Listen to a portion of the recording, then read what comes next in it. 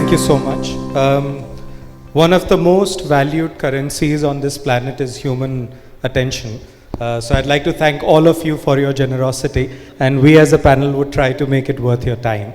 Our theme today is navigating the future of learning leadership, and I have 3 questions for my panelists, and I'll go to them just so you know what's coming up. The first is we'd want to spend a little bit of time on why has this question become important now. So why is it worth our headspace? We'd want to understand from you what has changed in your external environment, what shifts are making it absolutely important to think about this over and over. The second, we would like to hear from them as to what are the sort of practices they are following. We love the word strategy, so we'd ask them about what strategies they are implementing in their organization. If they have some examples, we'd love to hear from you. And the third thing is that any strategy is as good as its execution. So what are some of the things you bear in mind, certain practices there, some examples. So these are the 3 things we'd look from. And then we'll open the floor for some questions from the audience. So as my esteemed panelists, they talk, I want you to make a mental note or write down your questions and we'll take it up. So shall we start with you, Archana? Why has it become important now in the banking sector or for your organization? What has changed that you need to think about learning leadership? Hi, good morning everybody. It's a privilege to be here and thank you for having me here. To start off with, actually, the keynote speakers have set the context beautifully as to why this world is changing. And I'm not going to go there, and how India is the growth story, it is the place of disruption. So, we need to change our gears. So that's like, I will not dwell further into that. But a couple of other things why I think we need to review the way we train, why we need to train, and to gain our leadership and training is first of all the whole disruption that we're seeing in the world outside. Whether it is digital, whether it is data, whether it is technology, I think many of the organizations have disruptions twice a day. And therefore the pace at which they need skills, at the pace at which they need to upskill their people is at the next league. So we need to bring that whole transformation. The second thing is, after COVID, the ways of working have changed, whether it's hybrid, and the expectations from the organization as well as the employee are changing. And therefore, all the job descriptions are being rewritten in terms of the skills required. So therefore, we need to respond to that. And last but not the least, it's a phenomena which I'm seeing for the first time in my career of 2 decades. We have about 5 generations working in the organization, right from baby boomers to millennials and Gen Zs. It's really good to have this mix because it brings in diversity. But also with it comes challenges like, it can cause low engagement, it can cause high attrition, and people may not be able to relate to each other. And therefore, to be able to leverage a diverse workforce, it's very important to develop generational intelligence. So those are my reasons why I think we need to change our gears. Thank you so much, Archana. Mr. Rao, you are responsible for a very large organization and it's in multiple lines of work, so would love to hear your views. Thanks, Ashish. Wonderful morning.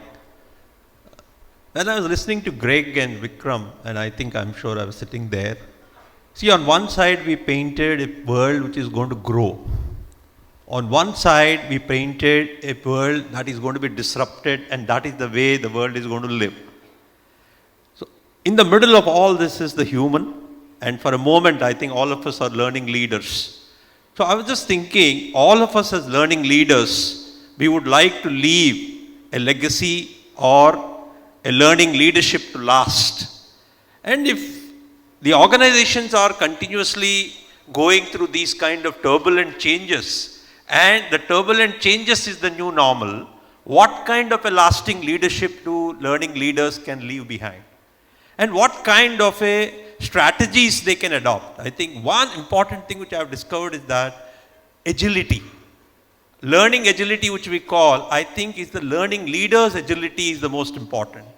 It's like somebody was talking about the business wants to grow, learning leaders or the line leaders do not have that kind of a patience, and the learning leaders and the people leaders are supposed to produce those kind of quality people to meet the business requirements in a jiffy, and what kind of tools, tackles, vehicles, the micro strategies for the micro markets you adopt, I think it's going to be very, very challenging as I see it.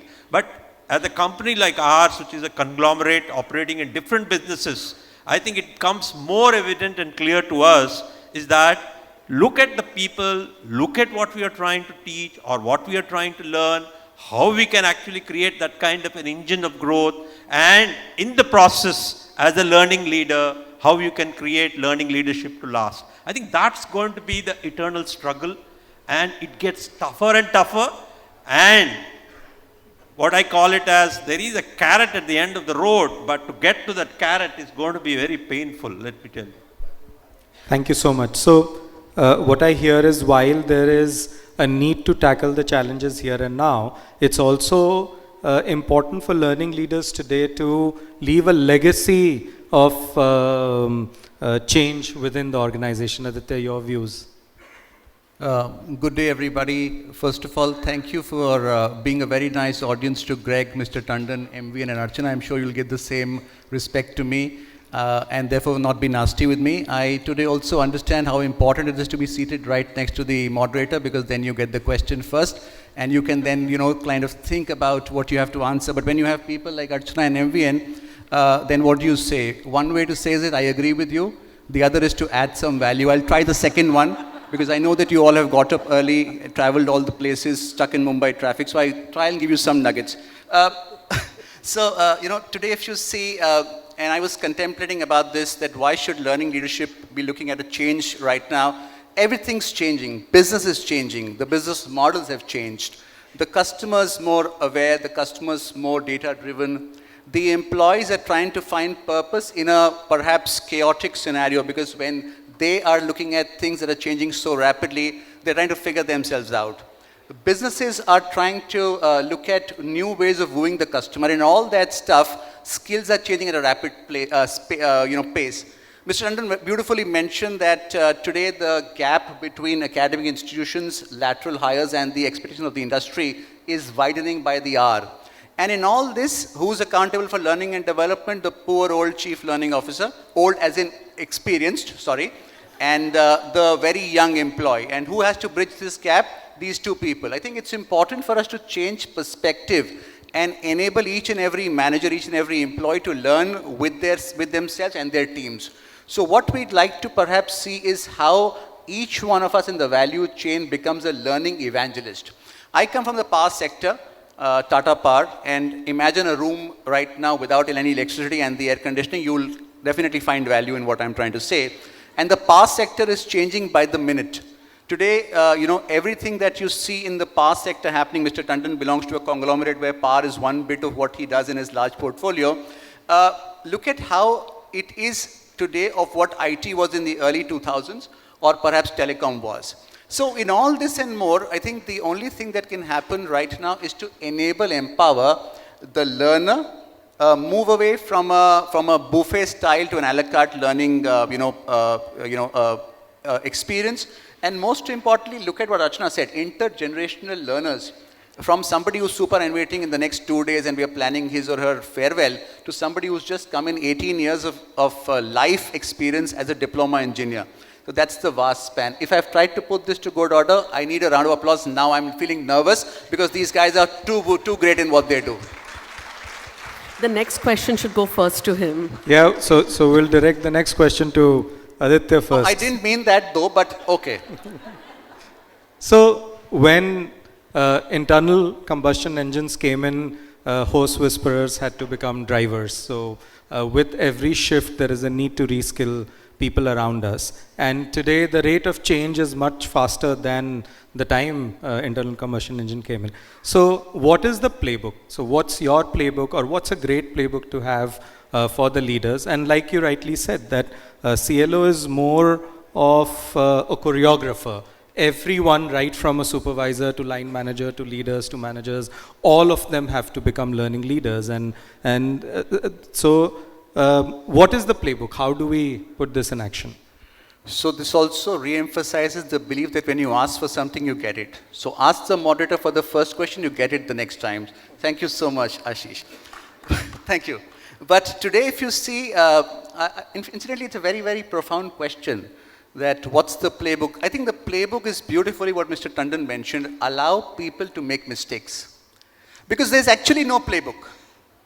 You know, the playbook today is that we're all co-creating the playbook. But still, in Tata Power, we've tried to do something which perhaps is showing success, and all of you are giving us thunderous likes and claps from all platforms, including our investors and shareholders, is that we're allowing people to make mistakes. We're allowing people to, first of all, think, take decisions, make mistakes, learn together. The second is that we're giving you all the platforms available, the avenues available for learning and development. I'm saying learning and development, which is not the traditional development, which means if you want to today, move from a specialist to a generalist role, you want to move inter-function, you want to move into various businesses, we're actually channelizing and helping you do that. The next is that we're also looking at creating platforms where young minds ideate. Maybe first of all, comprehend problems or scenarios, ideate, bring them to the forefront, and we're happy to listen. What we've started doing is that we're listening more keenly. We're listening without judgment. We're listening to perhaps evaluate, implement, and if not, loop back the feedback. We're also trying to ensure that each manager, in a way, develops as a coach. Because I think in this so-called disruptive scenario, if there's one thing that can lead us all, that is working with an open mindset. So I think these are some things that I want to leave in this question, and I think the next time, maybe you will come via Archana to me, so I'll have some more time to think. Definitely. Mr. Rao, L&T has always been a few years ahead of most of the organizations in terms of thinking about learning, investing in it, right from infrastructure to people to partners. So what is the current thought process? What are some of the things that you have been trying off late, it is working? And like Aditya said, what are some of the mistakes you've made and how we have learned from it? So would love to hear from you on that. Yeah, thanks for the encouraging words that we have been a little ahead in terms of the learning curve with respect to, because an organization which has to survive and grow and thrive and renew itself, it has to invest in learning. There is no other choice but to do that. And traditionally, if the organizational vision also is incorporating continuous learning, and it is always believed in building from within and catching them young and growing them within the corporation, I mean, very little few organizations can boast of continuously a GET joining and becoming the chairman and managing director. Yes. I mean, when people talk about what is your story, what is your narrative for the people to come and work for an organization with a purpose, that we are a nation builder, and here is a merit-driven organization where you can join anywhere, but only what you do will take you where you need to be.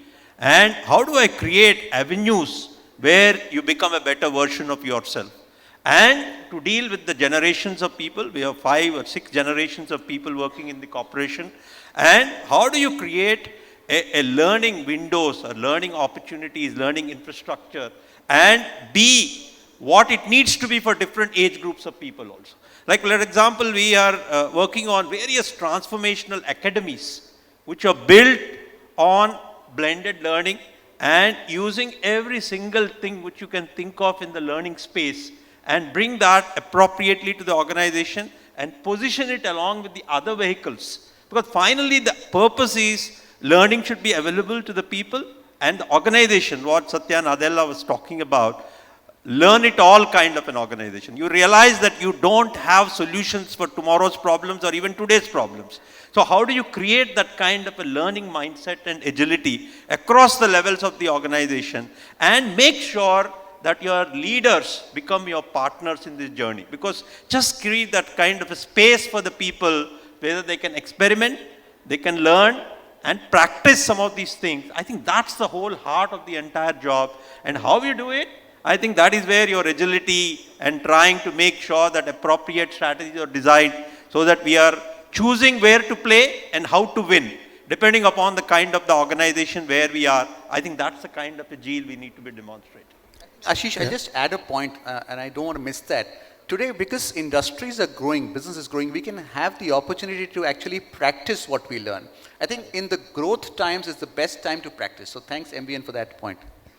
Thank you. In fact, Clayton Christensen said that the measure of a strategy is in its investment, and at least from my personal experience, L&T invests significantly in not just creating the learning infrastructure, but also a large management bandwidth to ensure that it's being implemented and practiced. So thank you, Mr. Rao. Archana.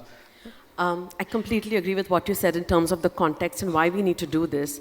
I'm going to take this opportunity to share with you how we've tried to bring this to life at HSBC. So I'm going to share 3 things that we think we are doing innovatively, differently, and if we fail, we will change path and course, but we're trying it. So the first thing is, of course, we need to have training for different people, at different levels and different forms. But one of the things that we have understood and realized that data is the new oil. And we want everybody to be at a particular level of data awareness when they join the organization or if they are within the organization. And being a bank, you will appreciate that we have a lot of data that we can leverage. So therefore, we've just decided that as an organization, anybody joining us is going to be trained on the importance of data and how we can leverage data, irrespective of the level. Also to help people build up their capability within the organization, because once you taste it, you realize, I can learn more because it's such a vast area.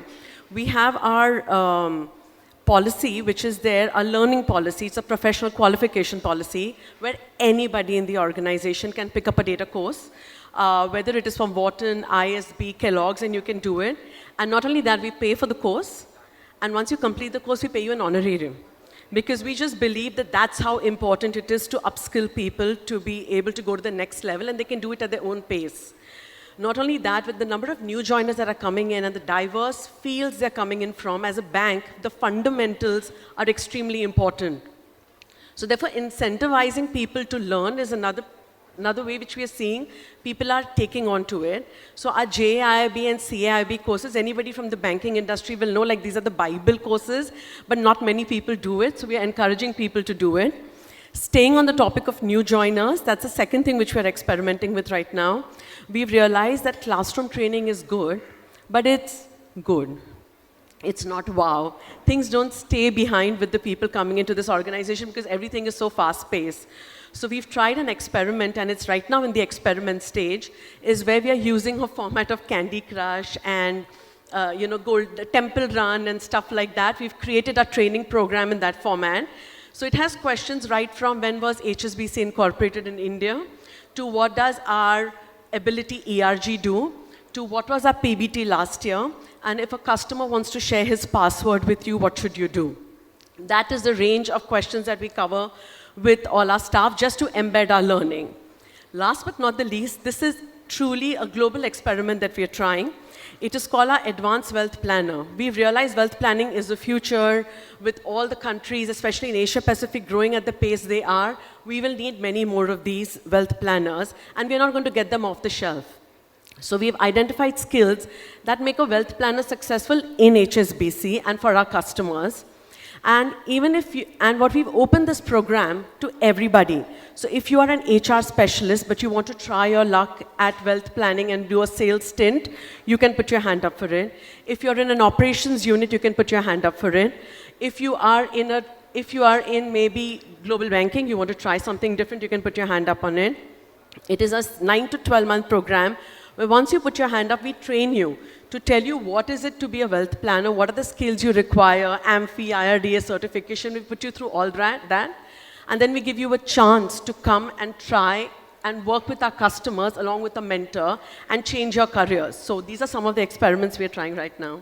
Thank you so much. I'd want to leave at least 6 minutes on the clock for the audience. So in about a minute each, what about, so Newton defined the first law of motion, inertia.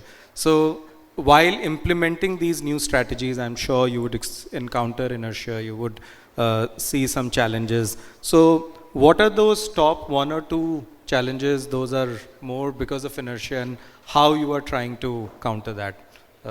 You want to go first, Mr. Rao? So no strategy is cast on the stone. So like you start something, I mean there's a very famous one, say most strategies, if you do not follow it up with the discipline of execution, they tend to falter. And especially, I think you realize that any particular strategy, like let's say for example, I'll tell you, we won some very big orders recently in the hydrocarbon space. And suddenly the organization is looking for a significant chunk of, let's say, structural engineers with offshore structures experience. And suddenly you start realizing that even to locate trainers who can help in that kind of a thing, and what kind of a strategy do we adopt at that kind of a stage? The training institutions are struggling, and you want to actually multiply the number of people in an organization. So you want to choose quickly how you're going to do it, and how you will find various groups of people who can actually multiply the number of people required in the organization to deliver on that. So it could be a blend of learning.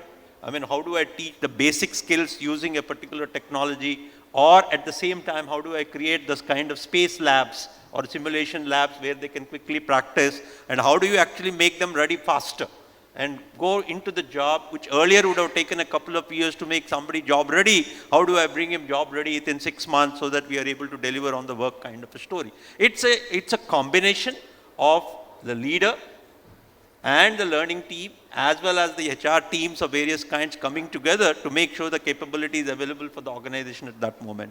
And it is not a question of I will choose A particular thing or a B particular thing. I think what is required for that particular delivery, I think we focus on that particular kind of a story. And if you are stuck to any isms, if you are stuck to anything saying that this is the only way to do it or this is the only way to do it, I think they are short way to fail. Because especially when everything is disrupted and the new world is actually about disruption. So I think you've got to be very nimble-footed, somebody talked about, and you should be willing to subordinate your old ways of doing things to the new ways of doing things and appropriately mixing up things and then doing what is required to be done. I think that's the most key, essential differential if you are to be a successful learning leader, first of all. And if you are falling behind in this journey, I think your short way of actually making sure the organization is not getting the right kind of a value. And this is what you need to guard against, number two. And number one is that don't think that every strategy is to be taken to its perfection.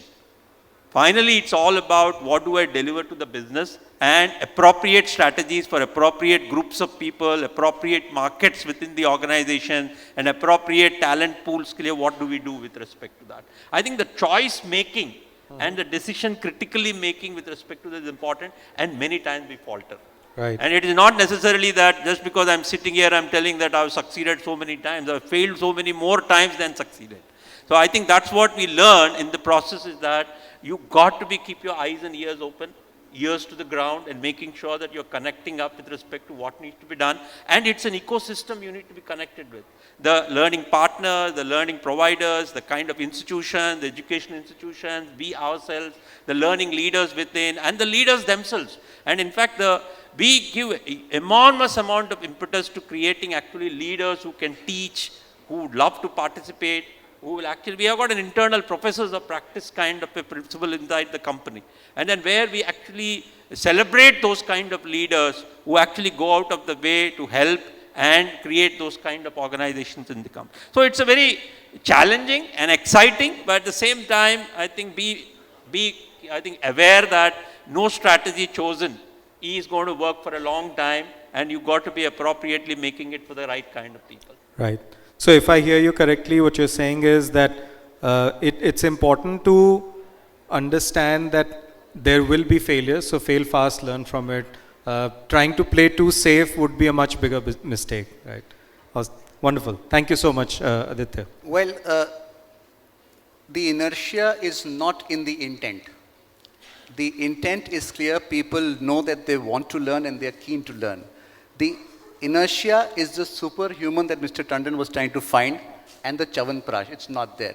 Because everybody is grappling with so many challenges. Look at the poor manager. He has to or she has to, let's be gender neutral. They have to deliver. They have to find order in disorder. They have to look at and anticipate challenges and changes which perhaps even their bosses don't know. They're trying to grapple with a dynamic business scenario, and so on and so forth. And then they have to find time to learn and to teach and to enable. The problem is there. Today, there's so much that's happening in the life of a general employee. When I say general, please count me in.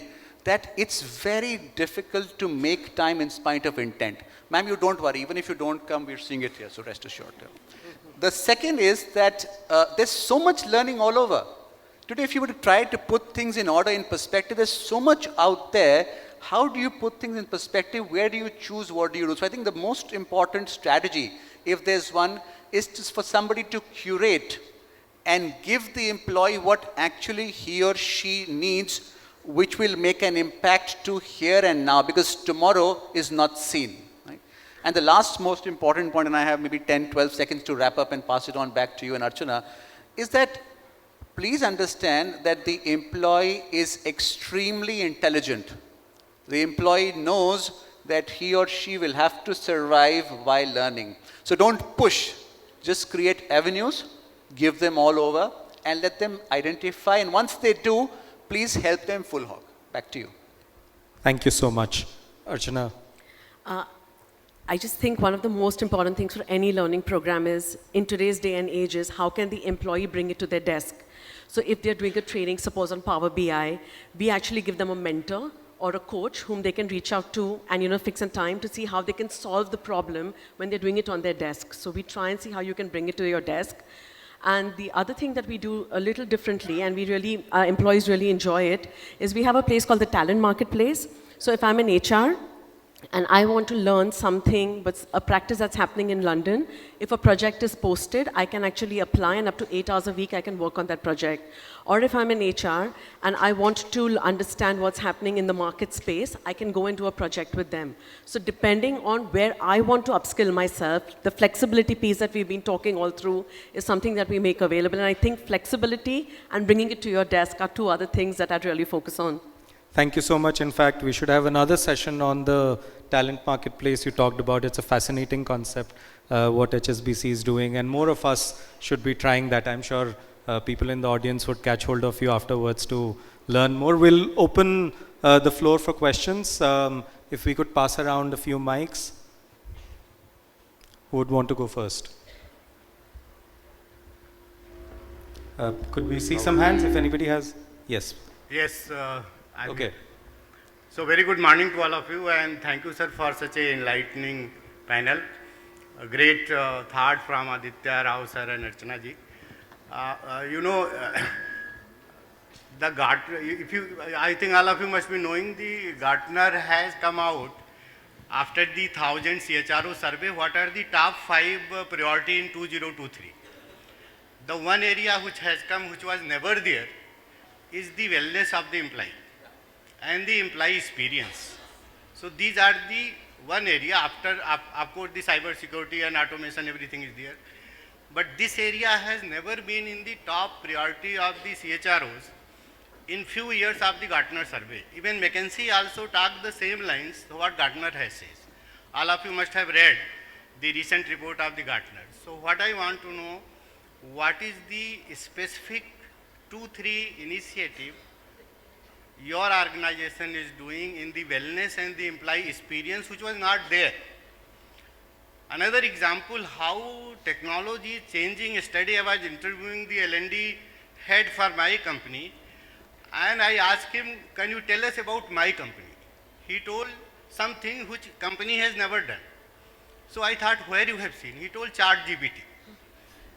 Now ChatGPT has written all those things which company has never done. So this is so dangerous to be aligned with the technology and leaving certain things which all of you will agree the human touch will never replace the automation. Your hug to the employee is ultimate. So your thoughts are on employee wellness and employee experience which are never there. So Aditya, you want to take that? So Dr. Dwivedi, thank you. Perhaps in my designation there was a piece of wellness. I'll be happy to promote that here. At Tata Power, we promote what is called a fuller life. We encourage our employees to live a fuller life, and it is pivoted on 4 important aspects. One is physical wellness.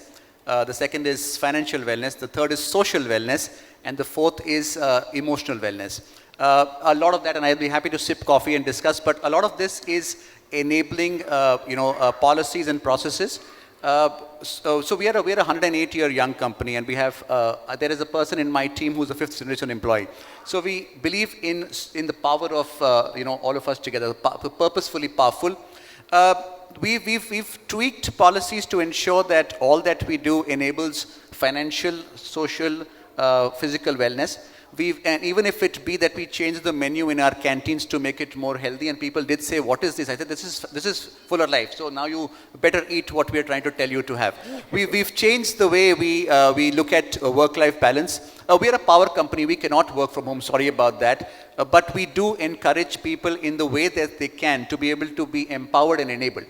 Another important aspect is that we have our managers who are now trained to identify and pick up maybe signals, early warning signals of somebody who's not doing well emotionally, and then help them through our own medical team and our partners. So to give a quick gist, we are keen that becomes a part of the way we pitch our organization outside and inside to enable our employees and their family members to live a fuller life. Happy to discuss more offline. Thank you so much. I know we are out of time, but we'd like to take one more question. Ma'am, you had one. The mic here. Okay, I think there are two ladies standing at the same time. Can I give you my mic? Okay, Ashish? Yeah. The moderator has the best mic, always remember that. Well, thank you for the session. A question that I had was that, Archana, you spoke about developing the need for developing generational intelligence. Yeah, and that's something that I think everyone here will resonate when I say that it is really difficult. When you have more than 1, 2, 3 generations in the same workplace, it is so difficult to foster that kind of connection. So what can we do to enable that? So we are learning on that. We are on that path right now. But a couple of things that I think we need to do is, first of all, create awareness, because people don't accept it. We've just done a small survey for a team which has got these generations. And the feedback we've got from the new joiners is, we don't feel included. You keep saying that we are from a different world. HSBC is different because we've been here for over 150 years, right? Whereas the senior people in the team feel, you don't include us in projects. You are relying a lot on these new people who are coming in. I don't feel a part of this organization any longer. I've given you so much time. So I just think what we need to leverage is what each one brings to the table and create a lot more awareness, like how we've done gender diversity, creating that awareness. We need to get onto this journey right now. So leaders will have a very big role to play over here. There's no textbook answer for this. Right. I'm sorry, One word answer, empathy. You have 3 generations in your own house, the grandmother, mother, and the daughter. So empathize, understand.